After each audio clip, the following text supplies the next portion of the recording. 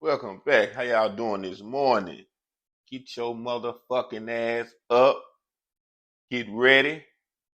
Get ready to start your motherfucking morning off. Legend the comic is in your motherfucking ear. I'm the Q-tip this morning.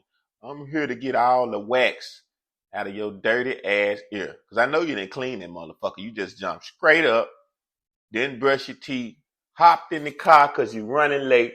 We always know that niggas is always running late to work. Then you gonna get your ass to work and hop in front of somebody and blow your hot ass breath and knock them out unconscious. Just fuck up their morning. Anyway, let's start the show.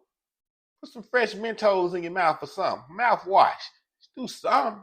Don't just knock me out as soon as I see you. We got a lawsuit in my favorite city, New York, check. New York City Hospital covered up abuse by star doctor convicted of rape. A major New York City hospital is facing allegations that hospital officials ignored a star physician's rampant sexual abuse of patients for more than a decade. See, you got to be careful with hospitals. If it ain't them trying to write you extra prescription drugs to fuck your body up for the rest of your life instead of telling you to start a healthy diet and stop eating the bullshit. Now, every illness can't be cured by food and good diet, but 50% of the illnesses that we get is because of poor diet. And instead of them motherfuckers telling you that, they not. It is big business in a hospital to make as much money as they can off of every motherfucker that come in there. That's right. So basically, turning a blind eye to what he was doing to them behind closed exam doors because his thriving pain practice was generating so much money, according to the lawsuit filed. Officials at Mount Sinai Beth Israel in Manhattan knew Dr. Ricardo Cruciani was a serial abuser but failed to report him to law enforcement or licensed authorities for more than a decade, nor did they warn future employees about the threat he posed. 19 former patients allege that this man touched them. Now, by pursuing this lawsuit, these brave survivors seek accountability for the devastation that they and others have suffered and continue to endure. This motherfucker will get you in the hospital, get you high off of a drug to make you go to sleep, and he would basically fondle and touch women and sexually fucking harass them. And they never know till they woke up. And just because he could generate millions of dollars to this motherfucking hospital facility, people turned their eye. You see what money do? Do you see what money do, people? It make a motherfucker look and see some evil shit and just act like they don't see it. And this is the cold motherfucking world that we living in. And you motherfuckers go run to the voting booth voting, talking about you can make a change, letting the politicians trick y'all. And look at what the fucking payback that they give. Now, this is just one doctor that has been found to fondle patients when they're out of it and don't know what's going on. Imagine how many other thousands of doctors around the world that is doing this shit to people. That's why I don't never want to be put to sleep in a hospital unless somebody is there to watch me. Fuck that. I don't trust. I don't give a fuck if I am a man. They might want to play with my thing. It might be a man that like another man. I don't like men. At least if you're going to play with me when I'm sleeping, I don't know what's going on, let it be a woman. And if you're going to play with me while I'm sleeping, it's a woman, just suck my thing. Do something to make me feel good. But a man, that's some sick shit. And every woman that he molested, he should get the fucking worst and the maximum sentence that this sick motherfucker can do. That's the worst thing you could do on this planet, is touch a woman unwillingly on her sexual private body parts. It is. It's the lowest shit you can do as a motherfucking man. Now check this out, right? The pain doctor killed himself at New York's notorious Rikers Island jail complex last August after a jury convicted him of 12 criminal counts, including rape. That's right. Now, After a jury convicted him of 12 criminal counts, all 6 women who testified against Cruciani in his criminal trial are plaintiffs in the civil suit brought against the hospital, its parent health system, and Cruciani's estate. That's right, they want it all. This motherfucker don't deserve to have nothing. The claim was filed under New York's Adult Survivors Act, a recent state law that opened a 1-year window for adult survivors to sue over sexual abuse that took place years or even decades ago. That's what I'm talking about. Get this motherfucker. But this is just proof that when there's money involved, it can be some bullshit involved. So stop thinking just because a lot of money floating around that everything is all good. It's some evilness some motherfucking where. Believe that. We're going to switch this shit to another topic this morning. I'm just getting started. God damn it. And I want something to be on your mind. And I want you to be aware of next time that you go to the doctor. What can happen to you? If I can prevent the next lady from going through this, then that's what this motherfucking episode of this show was supposed to do. We're going to move and switch this shit over to the hip hop industry. We got some new entertainment news. We got an update on what's going on with Young Thug. And Young Thug co-defendant charged with murder. A Young Thug co-defendant and member of YSL and 21 Savage Slaughter Gang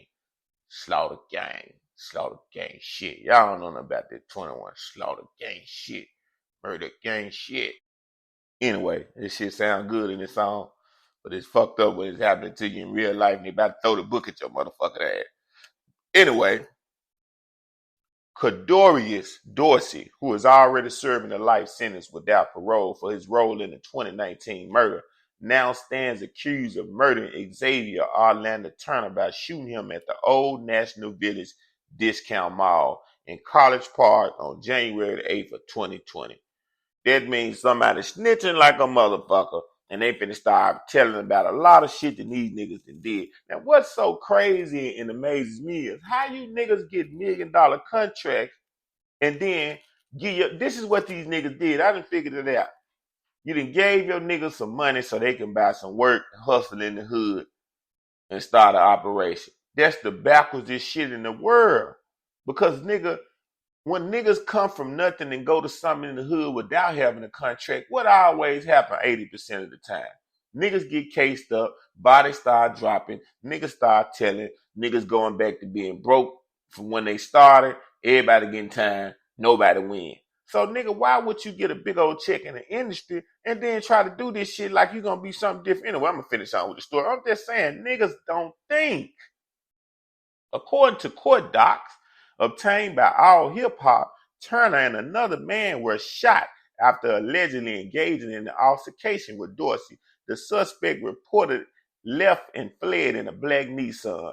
Now, Dorsey already was convicted for murdering someone at a Decatur gas station in 2019 with surveillance and footage showing at the time Dorsey and Quintavious Jackson, a separate member of Slaughter Gang, waiting for Solomon Jalla to arrive. When he did, Dorsey began arguing with him, shot him in the chest.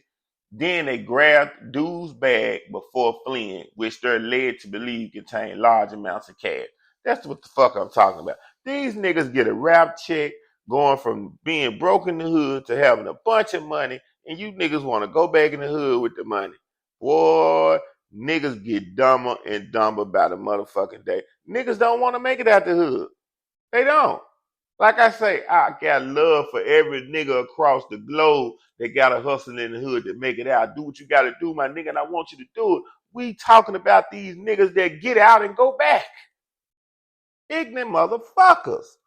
Authorities are also arguing that Dorsey was part of a violent gang, YSL, under Young Thug's leadership, and that they alleged conducted numerous violent crimes across the metro Atlanta. Now, I really hope that a lot of this shit ain't got nothing to do with, Young Thug, real name Jeffrey Williams. It's looking fucked up for you, man. Now, they saying that Young Thug, aka Jeffrey Williams, can't get no sleep, Holly. He mandated to wake up on court dates. between 3 and 4 in the morning and barely sleeping, 4 or 5 hours of a night because he's so stressed out. You know, he barely can fight attention, basically be attentive in his mind to be able to keep up what's going on. And I know what it is. When you're used to being free, getting your motherfucking money, doing your thing, living life, doing what you want to do when you want to do it, and that shit come to an end, that is a mental health part of your life at that point. Because you gotta adjust to knowing now I got to wake up when these motherfuckers wake me up. I can't spend money when I want to spend. I can't even touch my money. Matter of fact, I don't even know if I'm gonna be able to touch it again in life if these motherfuckers don't let me free. So that man is stressing like a motherfucker. He's stressing like a nigga that done got caught with a key and know they finna give him about 10 or 20. And he just hoping and praying he can get the best time that the judge is gonna give him by getting the best attorney that he can. I mean, it's real shit when you know you're facing some serious time that can end your life and end everything that you work for. Even though he made some dumb decisions, I still wish the best for that brother. Because a lot of these brothers, we be thinking that they understand and have sense, but they be so lost in the motherfucking sauce that they be blind and they don't even be seeing the opportunity and how far that they came. They just be trying to keep up and satisfy niggas around them that didn't make it and try to live up to what them niggas want them to live up to instead of living up to what's best for them. Now, I just gave you some motherfucking young thug information. This is breaking motherfucking new news in the case, now. We keeping you lit. We keeping you current. What's going on when you listen to Comic Legend, the motherfucking comic show, Now, we still in the entertainment news is what I'm talking about. I'm finna talk about Rick Ross and DJ Envy beef. If y'all don't know about it, do you know this nigga, Rick Ross? I mean, I fuck with Big Ross, but he still remind me of a big sloppy nigga from the neighborhood that came up. You know what I'm saying? And the nigga just a piece of work with himself. He got his money, but sometimes he just go too far. Now, Fat Joe is weighing in on what's going on. I'm about to break the story down of why Rick Ross and DJ Envy got beef. And it ain't Envy sparking the beef. It's Rick Ross. Rick Ross is mad because DJ Envy been running a car show for at least about a year or two or so now. I mean, he booking them all over the globe, 50 or 100 cars. He got all the artists pulling up. They bringing all their whips, all the movie stars, and it's just a baller event. Motherfuckers popping bottles, drinking drinks, eating food, bringing the kids out, just looking at night cars, and mingling with people, networking and shit. And now Rick Ross is trying to jump his shit off, and he feel like DJ Envy is blocking them. Rick Ross, DJ Envy ain't blocking you. You got a name. You know what I'm saying? Nigga, you got credibility. You just mad because your shit ain't doing like Envy is doing. Is my motherfucking personal opinion. And I don't bite my tongue when I got something to say. Because if a nigga ain't got a gun, I ain't worried about now nigga ain't got no gun. Nigga, that's the only ups you got on me if I don't got none. And half of these niggas is bitches that say they men and gangsters. They don't want to fight. They don't want to get knocked out. They don't want their lip busted. They don't want their nose busted. I can take all that shit long as you don't threaten me with a gun. If you whoop me, nigga, it's fair. If I whoop you, nigga, take it like a man, go home and go to sleep. Stop worried about your bitch. Go look at you, nigga. Most niggas that can't take it is the niggas that like to put their hands on women. So they don't want to go home to that woman that they'll put their hands on. And she know that they got beat up, but he be tough with her. Anyway, you suckers. Let's get back to this motherfucking story. Now, tension between the pair started earlier this month when the MMG mogul took a swipe at the Breakfast Club co-host during his interview on Drink Champs, declaring, this is what he said on Drink Champs. He was never on my level when it comes to hosting car shows. Rose is throwing his second annual car show at his sprawling Promise Land Estate in Georgia on June the 3rd, while Envy is hosting 2 car shows in Memphis and Houston in the coming weeks. After light jabs were exchanged, things quickly became personal when Rick Ross dragged DJ Envy's family into the feud. Now, he dragged DJ Envy's family into the feud, requesting he and his girlfriend and children Clean this swimming pool. DJ Envy, you just gave me a good idea. This is what Rick Ross said. I just told the people who are coming to clean up my pool to hold on because I said Envy and his 7 sons can come over here. Y'all can handle this pool for the pool party. This is what he said on Instagram. Now, this is the nigga that acting like he wearing panties. Now, Envy got a show coming up in Memphis where he going to have all of Young Dolph celebration of Dolph fleets of cars, you know, and it's going to be a big old monumental event, man. Big shit, you know what I'm saying? And he got other shows going on, too. Now, this is Rick Ross' second. Man, do you know how many motherfucking car shows DJ Envy been throwing? He been throwing them every other motherfucking month. He has built a fan base that people are fucking with him and traveling for this shit. And see, that's how niggas be in the hood. One nigga got a drug he's selling, another nigga got a drug he's selling. He worrying about how much money this nigga making over here and who coming to see him. Nigga, focus on getting you some clientele and some customers and bringing people to you. Not what another nigga doing, and now you jealous. People are jealous. I thought niggas just got jealous in the neighborhood. Boy, niggas, long as we black, niggas gonna be jealous of motherfuckers. I don't give a fuck what you do. You can open up a store down the street that sells crayon and white paper. And next thing you know, you'll see a nigga, I can do that. That ain't shit. And he'll go open up one and try to, on the same street you open up yours on. Stole your idea, then try to step on your territory. Boy, people ain't shit. And wait, you just tuned in to another episode of Legend of Comic. Baby, you sexy, beautiful lady, I'm in your motherfucking stomach. And that nigga, the next time he go in and feel you don't feel the same, he might vomit. Just tune in to Legend of Comic Show. Till the next time. For all you sexy ladies that's getting down, love to dance, love to shake your tail, drop that thing.